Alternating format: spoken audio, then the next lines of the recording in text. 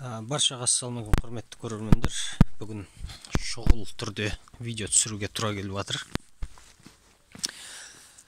Жаңбыр жауды, өте жақсы жаңбыр жауды. Және не істеп жатыр? Шуалшандардың барлығы шығып кетті борттан. Жаңбыр жауса, өте қатты тығыздалып қалса, яғни не істейді? Шуалшандар шығып кетеді. Мен төбесіне салафан жапқан едім. Салафан көмегі болмады. Күн жылып, неған соң шуалшандардың барлығы шығып кетті.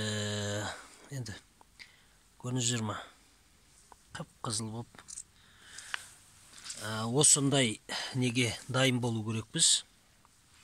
Барлығы жоғарыда жүр. Және шығып кетті.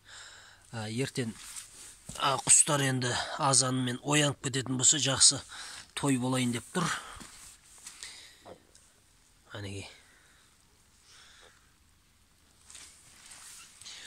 Негізі ашық алаңда шуалшан бордақылайтын болсақ, осындай немен мәселемен көзбе-көз кездесетін боламыз. Яғни дайын болу керек.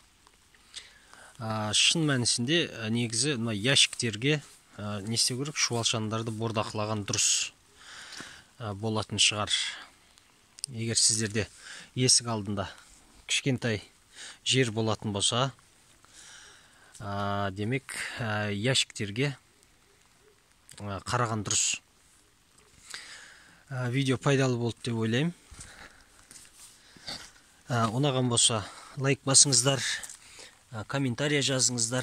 Жалпы менің почти 90% шуалшандар далаға шығып кетті. Мінекей мынаның төбесінде жүр, короче, жан жақта жүр ғой. Не керек?